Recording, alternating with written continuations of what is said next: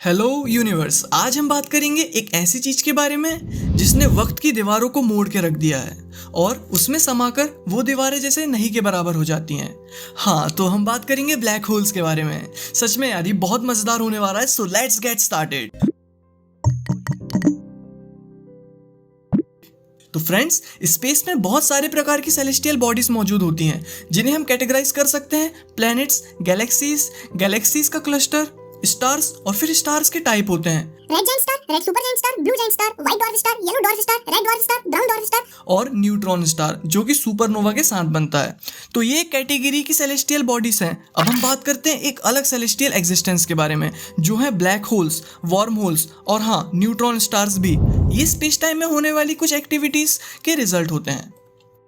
तो अब हम बात करते हैं ब्लैक होल्स कैसे बनते हैं। तो जब एक स्टार की डेथ होती है तो ब्लैक होल्स पैदा होते हैं। इसका मतलब यह है कि स्टार्स में ज्यादातर मात्रा में हाइड्रोजन होता है और स्टार की ग्रेविटेशनल फील्ड इतनी स्ट्रांग होती है कि वो आसपास की बॉडीज को अपनी ओर लुढ़काने के साथ खुद उस स्टार को भी कंप्रेस करने लगती है, जिससे उस स्टार का कोर कंप्रेस होने लगता है। मतलब कि उसके कोर में जो कि हाइड्रोजन का होता है, उसमें प्रेशर पड़ने के कारण आसपास में हाइड्रोजन न्यूक्लियस का न्यूक्लियर फ्यूजन होता है, जिससे वो हीलियम के न्यूक्लियस में बदलने लगते हैं और साथ में रिलीज करते हैं एनर्जी रेडिएशंस के फॉर्म में।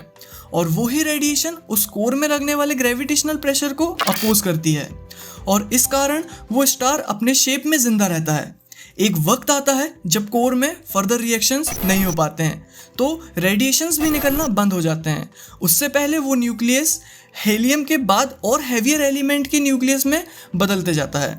हीलियम से कार्बन, फिर नियॉन, उसके बाद ऑक्सीजन, फिर सिलिकॉन, फिर लास्ट आयरन।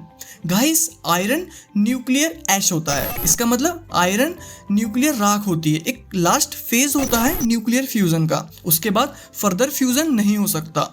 तो इस कारण अपोज करने वाला फोर्स जो कि है रेडिएशन और वो फोर्स जो उस स्टार को कंप्रेस कर रहा था जो कि है ग्रेविटेशनल फोर्स, उनके बीच बैलेंस बिगड़ जाता है। तो इस कारण ग्रेविटेशनल फोर्स डोमिनेट कर जाता है उस कोर में जहां सिर्फ और सिर्फ आयरन न्यूक्लियस रह जाता है। वहां पे इतना ज़्यादा कंप्रेशन होता है कि एक प्रकार से उतनी कम स्पेस में इतना कंप्रेशन होना हमने सिर्फ इस एक्टिविटी में ही ऑब्जर्व किया है। तो अब इसके बाद क्या होगा? इसके बाद बहुत ज़्यादा मैसिव एक्सप्लोजन होता है जिसे हम हाइपरनोवा कहते हैं। उस स्टार का बॉडी मटेरियल जैसे पूरे स्पेस में फैल के रह जाता है और साथ में उस कोर की प्लेस में हमें मिलता है ब्लैक होल।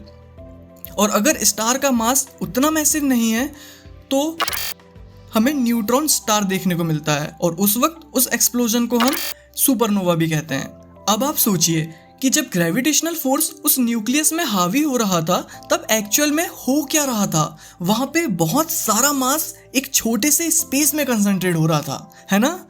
तो इस वजह से जो ब्लैक होल हमें मिला उसकी ग्रेविटेशनल फील्ड इतनी स्ट्रांग है कि वो लाइट को और वक्त को भी इनगल्फ कर लेती है। तो गाइस, ऐसे बनता है ब्लैक होल। अब बात आती है कि हमने कैसे देखा, क्योंकि ये ऑब्जेक्ट जब लाइट को भी वापस जाने नहीं देता तो हमारे स्पेस टेलीस्कोप्स में कैसे नजर आया होगा? असल में जब स्पेस में किसी अंधेरे के आसपास बहुत सारे स्पेस ऑब्जेक्ट्स, स्पेस डस्ट्स हमें ऑब्जर्व होती है और बीच में वो चीज़ होती है जो ऑब्जर्व नहीं हो पाती, वही ब्लैक होल्स होते हैं। हमें पहली इमेज ब्लैक होल की 10 अप्रैल 2019 में हबल टेलीस्कोप से देखने को मिली थी। और इंटरेस्टिंग बात तो यह है कि हम आज तक पता नहीं लगा पाए हैं कि ब्लैक होल्स में होता क्या है, क्योंकि आप समझे कि वहाँ का ग्रेविटेशन इतना स्ट्रांग होता है कि वो स्पेस में छेद सा कर देता है और हमें मिलता है एक नया डायमेंशन। और जब समय और तो और स्पेस भी वहाँ तक पहुँचने में अपनी प्रॉपर्टीज जिनकी वजह से हम उन्हें अलग अलग समझते हैं, वो प्रॉपर्टीज खो बैठते हैं और सिंगुलैरिटी की ओर टेंड करते हैं, तो क्या हम होमोसेपियंस का दिमाग ये समझ सकता है कि सिंगुलैरिटी क्या होती है और हम क्या अब ऐसे प्रिंसिपल्स में वर्क कर सकते हैं जो स्पेस और टाइम को फंडामेंटल मानकर उसके एक्सेप्शंस में सटीक काम करे?